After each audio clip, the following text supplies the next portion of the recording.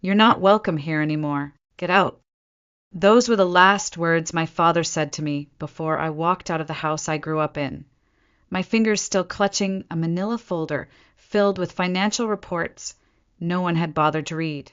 It was supposed to be a family meeting, one of those important Sunday night sit-downs we'd had since I was a kid. But when I stepped into that living room and saw all the chairs filled, not just by my parents and siblings, but by extended family, cousins I hadn't seen in years, even my grandfather, I knew something was off. The air was thick, and every eye turned to me with a single, chilling purpose. The scapegoat had arrived. My name is Julia Monroe. I'm 27 years old. And that night, in the middle of spring, I was officially exiled from my family, not for stealing or lying or harming anyone, but for trying to help. For years, I'd been the quiet fixer, the invisible one who held everything together, the one who was always blamed when things fell apart, no matter who had caused the mess. That meeting didn't break me. It revealed the truth I had been too afraid to face. I had never truly belonged to my own family. A month later, I was living in a tiny Airbnb in Minneapolis, my entire life reduced to 2 suitcases, a coffee maker, and a rescue cat named Milo. I had changed my number, blocked every relative, and poured myself into rebuilding from scratch. I thought that would be the end of it, until the emails started showing up, until the messages were forwarded from old contacts, until my new office got a call from someone in Cedar Rapids, just trying to confirm a few things about Julia Monroe, until the text from my sister, Haley, found its way through the firewall. "Please call. It's Dad. He's been arrested." But let me go back, because none of that makes sense unless you know the full story. I grew up in Cedar Rapids, Iowa, in a modest 2-story house that sat just far enough from the city to feel isolated and just close enough to hear its distant promises of escape. My parents, David and Evelyn Monroe, ran a family furniture store. My brother Lucas, 2 years older, was the golden child, captain of the football team, class president, heir apparent to the business. My younger sister, Haley, was the darling, the baby who could do no wrong. And then there was me. From the outside, we looked like a postcard version of American success. Inside, though, I was cast in a role I didn't audition for, the family's emotional sponge. If Lucas forgot his homework, somehow I distracted him. If Mom burned dinner, I must have stressed her out. If Haley cried, someone would inevitably say, "Julia, what did you say to her?" It became so routine that I started believing maybe I was the problem. Maybe I really did ruin everything just by existing. It started young, too young for me to understand. I remember being 6 and coloring quietly at the kitchen table when I heard the crash of glass from the living room. My mom's favorite vase. I ran in to see what had happened. Lucas pointed at me without blinking. Julia did it. I hadn't even left my seat, but she believed him. That night, I cried into my pillow, wondering what I could have done differently to stop something I hadn't even seen. That night was just the beginning. I used to tell myself it wasn't that bad, that all families had their dynamics, that maybe if I just worked harder, kept my head down, achieved more, they'd eventually see me, not as the one who ruined things, but as the daughter who held everything together. But the truth is, they never wanted me to hold anything. They just needed someone to absorb the damage. As I grew older, the blame evolved. It wasn't just about broken vases and forgotten chores anymore. It became abstract and more cutting. When Dad had a slow sales month, he'd come home angry and silent. If I asked how his day went, he'd sigh and say, "You always have to make everything about you, don't you?" I was 12. I didn't know how to not be a burden. I just knew that my presence seemed to weigh more than anyone else's. By the time I reached high school, I stopped trying to be noticed and started trying to be undeniable. Straight A's, student council, debate team, volunteering on weekends. I figured if I couldn't be loved, I could at least be necessary. My teachers adored me, and my guidance counselor, Mrs. Callahan, once told me, "You've got leadership written all over you. Honestly, Julia, any Ivy League would be lucky to have you." I remember floating home with that praise still echoing in my chest, only to be grounded in reality 5 minutes later. Ivy League. Dad had laughed. We're not made of money. Maybe focus on getting a job at the store instead of chasing dreams that cost more than a house. I might get a scholarship, I whispered, though my throat was tight. Mom didn't even look up from the stove. You always aim too high. Maybe consider a community college. Something more appropriate. Haley, of course, chimed in with a smirk. You just want the attention. That night, I wrote my acceptance essay in silence and cried when no one could hear. Despite them, I got into Northwestern with a full tuition scholarship and partial aid. The envelope arrived in spring, thick, hopeful, promising a life they couldn't imagine and never cared to. I found them in the living room, clustered around Lucas, who just received his third rejection letter from a mid-tier state school. He was slumped on the couch, and Mom had one arm wrapped around him like he was the one who needed comforting. I held the letter behind my back. I got in, I said. Northwestern. Full ride. They stared at me like I'd interrupted a funeral. Dad was the first to speak. What's this going to cost us? Not congratulations.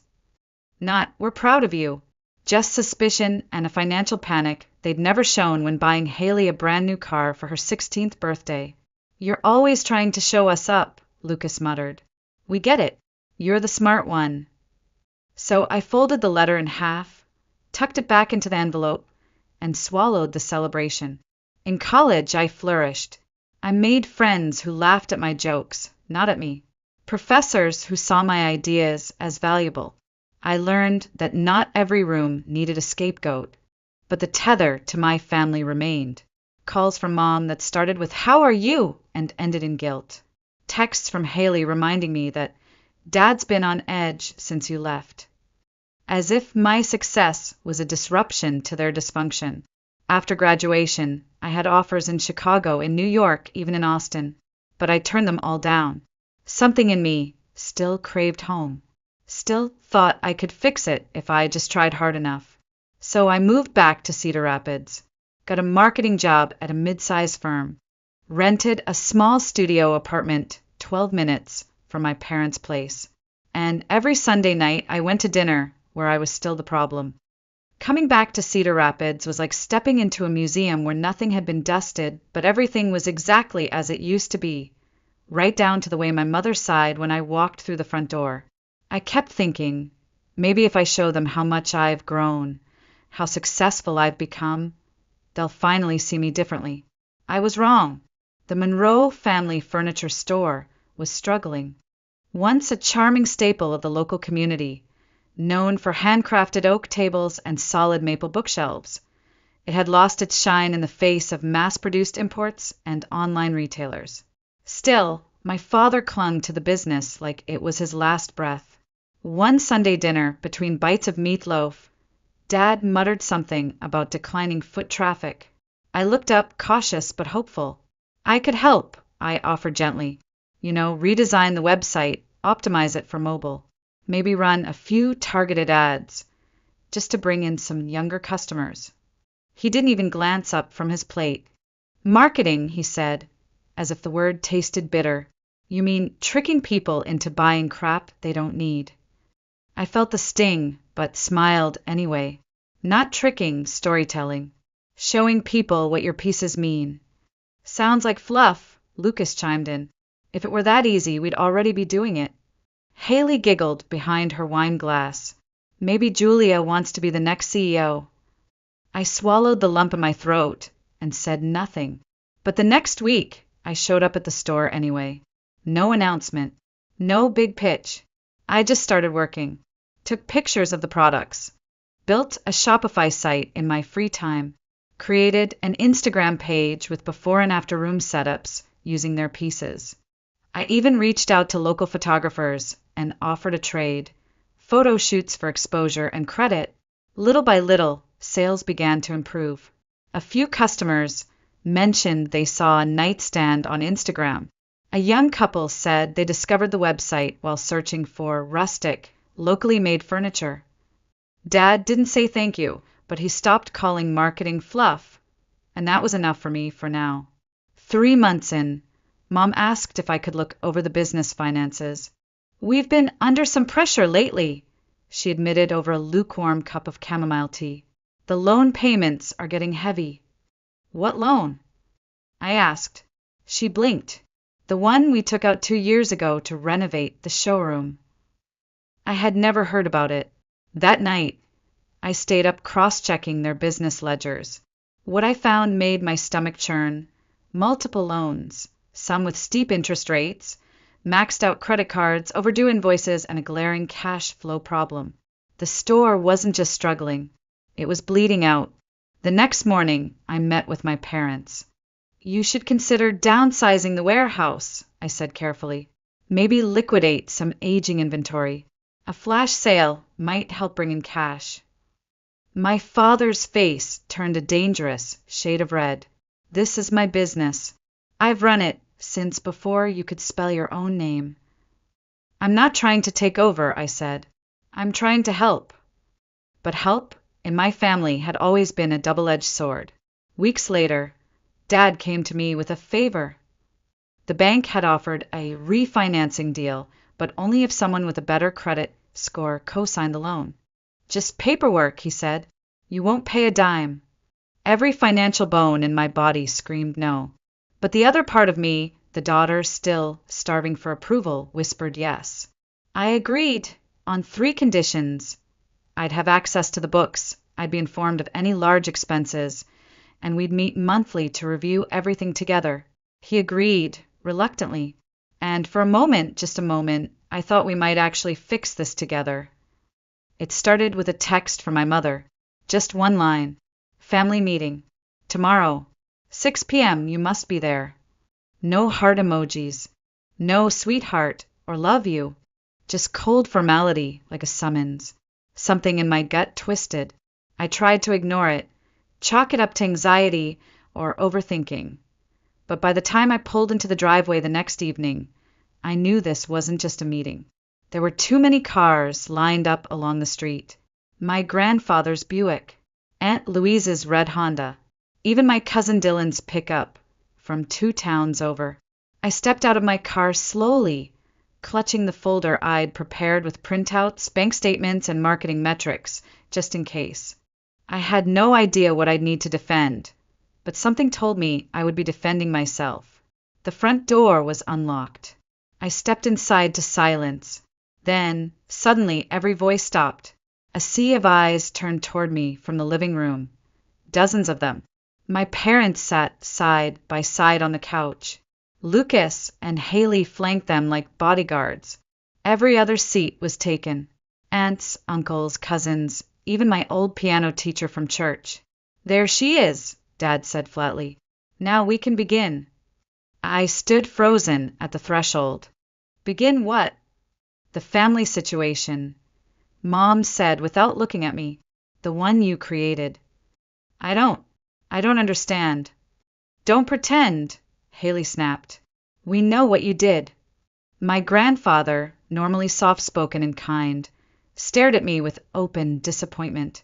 I never thought one of my own grandchildren would destroy what we built. "What are you talking about?" I whispered, clutching my folder like a shield. "You came in here with your fancy degree," Dad thundered, "your big city ideas and marketing garbage, and you ruined our store." I blinked. "What?" "No, the online sales have been steadily increasing." "Don't you dare talk about data," he cut in. "Our regular customers stopped coming in. They said the store doesn't feel like theirs anymore. You scared them off." "My bridge club refuses to shop there now," Aunt Louise chimed in. "They say it's too modern, too cold." My mouth went dry. Why didn't anyone say something earlier? We could have adjusted. "You're supposed to be the expert," Mom said sharply. "We shouldn't have to hold your hand." One by one, they piled on. The website was too sleek. The fonts were too minimalist. The new social posts too unfamiliar. They even blamed the store's updated logo, something Dad had signed off on himself. Every creative decision I had made with care now weaponized against me. And then the financial accusations started. You told us to refinance, Dad growled. Now we're deeper in debt than ever. You were already in debt before that. I snapped before I could stop myself. Because of the gambling. The room went silent. My mother's face hardened. How dare you? I'm not attacking him. I'm stating facts. The withdrawals, the cash flow gap. This is exactly why you're not part of this family anymore, Lucas muttered. You always think you're better than us. You act like you care, Haley hissed. But all you do is make yourself the victim. You insisted on control, Dad said. Those loan conditions making me get your approval for every decision. You handcuffed me. To protect you, I said, nearly breathless. To protect all of us. You agreed to those terms. Under duress, he shouted. What choice did I have? You dangled your credit score over our heads. I opened the folder, trembling. This is the agreement you signed. We were forced to sign it. Mom spat, and look where it got us. I scanned the room, searching desperately for one kind face, one ally, but all I saw were pinched mouths, narrowed eyes, decades of resentment finally finding their scapegoat. My father stood slowly, voice low and cold. You've done enough. You ruined our lives, Julia. Get out, and don't come back. I turned to my mother. Mom, she looked down at her hands. I think it's best if you go. And just like that, I knew. There was nothing left to fight for. I placed the folder on the coffee table, turned around, and walked out. No one followed. No one called my name. No one stopped me. The drive back to my apartment that night felt like sleepwalking through a thunderstorm. My hands shook on the steering wheel. The city lights blurred through my tears. At red lights, I could still hear their voices, the accusations, the betrayal, the final sentence carved into my chest like scripture. You ruined our lives. Get out. I didn't sleep. I paced the floor, hands numb, body vibrating with the kind of grief that has no name. By sunrise, I was at my dining table with a blank notebook, writing down every memory I could recall. Every moment they blamed me, minimized me, twisted my intentions, for full pages front and back. And I wasn't even halfway through. Somewhere between the memory of my 10th birthday being canceled for Lucas's football game and the time Haley threw a tantrum over a gift I couldn't afford, something inside me cracked open, not with pain, with clarity. What if I just left? Not the temporary kind of leaving, not sulking or silence or skipping a few Sunday dinners. What if I actually walked away from the Monroe family for good? The thought terrified me, but it also tasted like freedom. That morning, I requested emergency leave from work. My boss, Megan, barely hesitated. Take what you need. And Julia, that Seattle position we discussed last year, the one you passed on, it's still open. Or if you'd rather stay closer, we've got expansion plans in Minneapolis. Just say the word. I didn't say the word. Not yet. But that conversation planted a seed. By noon, I had called my landlord. The lease buyout wasn't cheap, but manageable. I searched apartments in Minneapolis, crunched my savings, calculated a buffer. I went to the bank to double-check that all my accounts were solely in my name. I gathered documents, birth certificate, passport, degrees, and locked them in a fireproof box. I bought a prepaid burner phone, and I changed my number. The silence that followed was deafening and sacred. No more guilt-laced texts. No veiled manipulation.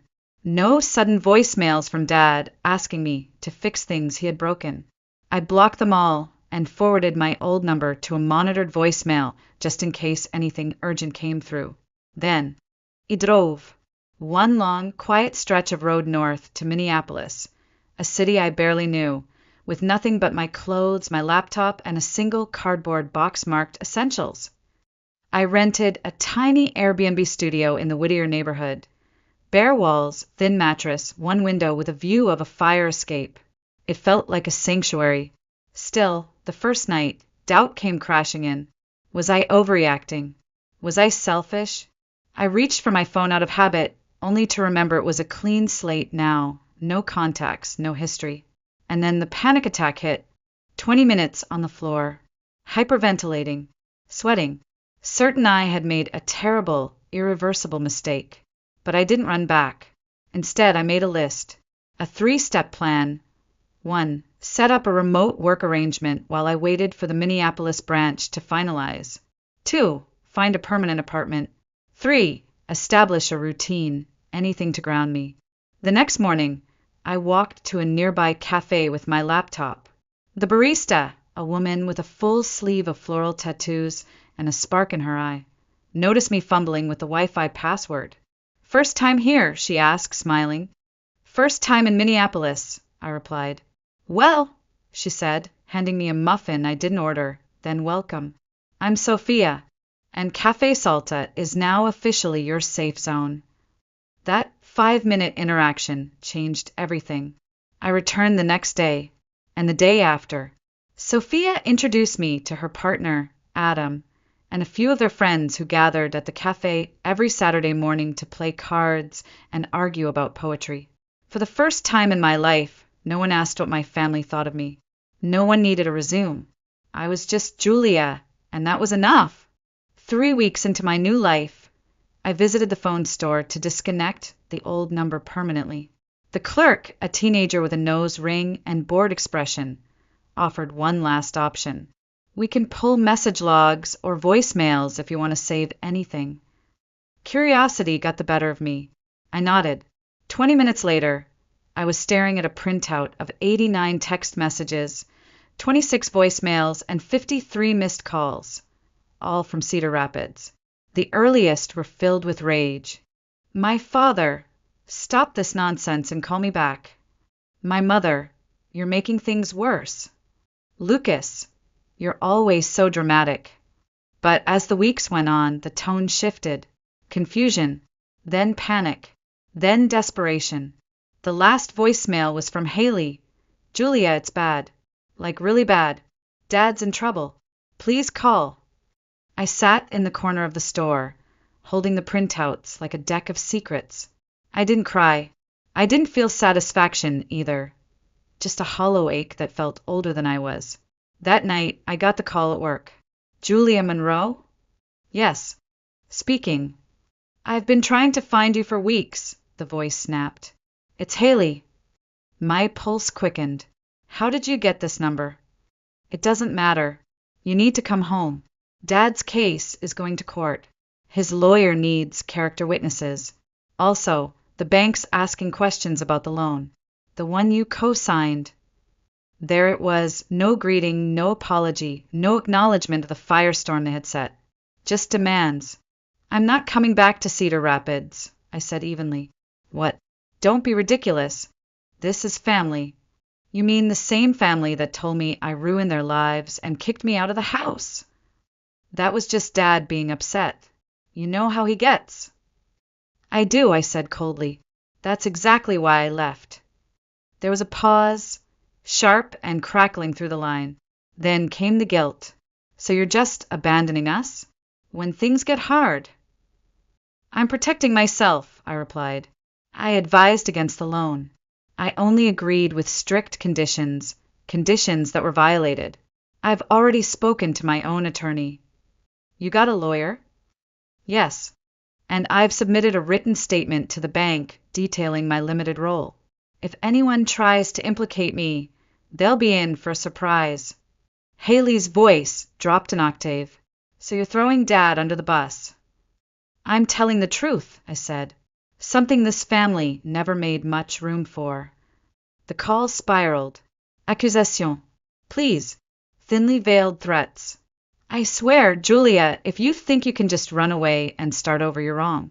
People talk. What if your new boss hears what kind of person you really are?" That was the moment I understood what was happening. This wasn't about saving Dad. This was about reasserting control, dragging me back into the role I had finally escaped from. I didn't respond. I ended the call and walked straight into my supervisor's office. "Megan, do you have a minute?" She looked up from her laptop and smiled. Always. What's up? I closed the door behind me. I need to tell you something about why I left Cedar Rapids. Over the next 30 minutes, I laid it all out. Family dysfunction. The store's collapse, the loan, the gambling, the threats. I didn't cry. I didn't sugarcoat. When I finished, Megan leaned back in her chair. Thank you for telling me. That took courage. And Julia, let me make this clear. Your work here speaks for itself. Whatever drama your family tries to stir up doesn't concern me. You're one of our strongest strategists. You've rebuilt entire brand portfolios under budget. She paused, then added, honestly, if your sister calls me with anything, it'll only make me admire you more. The relief was so overwhelming, I had to grip the armrest to steady myself. That night, a final message came in, forwarded from my old number. This isn't over. No name, but I knew the sender. I stared at it for a long moment. Then I hit delete. No reply, no panic, no guilt, because maybe it wasn't over for them. But for me, it was done. 6 months after I left Cedar Rapids, my life looked nothing like it used to. And for the first time, that was a good thing. My new apartment in Minneapolis wasn't fancy, but it felt like mine. Exposed brick, uneven hardwood floors, and giant windows that caught the morning light just right. I filled the space slowly, carefully, no longer choosing things to impress guests or please a visiting mother. Just colors and textures and books that made me feel something. Milo, my one-eyed rescue cat, would curl against my side every evening as I sipped tea on the couch. His soft purr reminded me that comfort didn't have to be complicated, that affection could be unconditional. Work at the firm was thriving. Megan had given me full creative control over several new accounts, and I'd earned the trust of clients, not with flash, but with quiet strategy and sharp insight. I no longer second-guessed my ideas, waiting for someone to interrupt or override me. I'd even started volunteering at a local animal shelter on weekends. There was something deeply grounding about walking dogs who had no expectations of me, just joy at a leash and a gentle hand. The staff welcomed me in like I'd always been there. No questions asked, no histories dragged in. Still, some nights, I'd wake from dreams that left me breathless. I was back in that living room, surrounded by accusing faces. My mouth moved, but no sound came out. I'd wake tangled in blankets, heart pounding. The old guilt didn't vanish.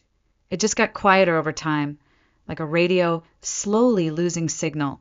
And then one Saturday, during a poetry slam at Café Salta, I heard a voice that pierced me straight through. Her name was Jessica. Her poem was about leaving a partner who gaslit her into believing she was always the problem. Every line hit like truth, laced in glass. After her set, I stepped outside for air and found her already waiting. "You felt that?" she asked softly. "Too much," I said. We talked for hours that night. She told me about the months it took her to trust herself again, about the shame she carried for loving someone who dismantled her piece by piece. I told her a little about my family. Not everything, just enough. "You should meet my brother," she said suddenly. "He's stuck in a roommate situation that sounds way too familiar. They blame him for everything, and he stays because he doesn't want to be dramatic. It's exhausting to watch. You'd get it." A week later, I met Michael. Younger than me, kind eyes, slumped shoulders that reminded me of mirrors I'd long since thrown away. We met at a coffee shop. He was quiet at first. Then, slowly, his story poured out, how he cleaned up after everyone, absorbed tension like a sponge, always felt like his presence was the problem. I didn't offer advice. I told him what I'd learned the hard way. "Being the scapegoat doesn't mean you're broken," I said. "It just means you are surrounded by people who refuse to look in a mirror." He blinked, then smiled. "No one's ever said that to me." From that day on, something shifted, not just in him, but in me. I started attending a support group for adults from dysfunctional families. Then I started co-facilitating, then leading. People came in with tear-streaked faces and stories so familiar they felt like pages from my old life. And I told them what I wish someone had told me sooner. You don't have to carry what was never yours. You don't have to stay just because they gave birth to you. You don't have to be the reason they never learned to change. And slowly, word by word, we healed. Not perfectly, not completely, but enough. The email came on a Wednesday morning. Subject: in town, would you consider coffee? It was from my mother. She wrote that she'd be in Minneapolis for medical consultation. Just her. No expectations. No talk of the past. Just a quiet request to see that I was okay. I stared at the message for a long time. Then I brought it to Dr. Klein, my therapist in Minneapolis. We discussed every possible outcome, every emotion it stirred up. I didn't want to punish her, but I didn't know her comfort either. In the end, I agreed. A 30-minute meeting. Neutral ground. A cafe in Pike Place Market with wide windows, lots of people and a clear exit. I got there early. My palms were sweating. When she arrived, I barely recognized her. She looked older, tired in a way I'd never seen before. No makeup, no practiced posture, just a small, hesitant woman who used to be the one I feared most. She stopped when she saw me and didn't move to hug. "Julia," she said softly, voice cracking like a twig. "You look well." "Thank you," I replied. "I am." We sat. We didn't order. We didn't touch. The silence hovered. Then, without prompting, she began. "Your father was sentenced last month. 2 years probation. The business is gone. We sold the house." Her voice didn't tremble. She'd rehearsed this. "I know," I said gently. "My attorney kept me informed." She looked away. "I still don't understand you," she said after a moment. "Even as a child you were so different, so quiet, so hard to reach." I didn't respond. She kept going. "You were always the one who absorbed everything. I think we got used to that, too used to it, until one day you didn't absorb it anymore." A silence passed between us, heavier than the first. Finally, she met my eyes. "I wanted to blame you for walking away, for not coming back, for letting the family fall apart. And now," I asked, not accusing, just curious, "I see we were broken long before you left. You just refused to keep pretending we weren't." It wasn't an apology, but it was the first time in my life she'd admitted anything. I nodded, keeping my voice even. "I'm building a life here, one that's good for me. I can't go back to the way things were." "I understand," she said, and this time maybe she meant it.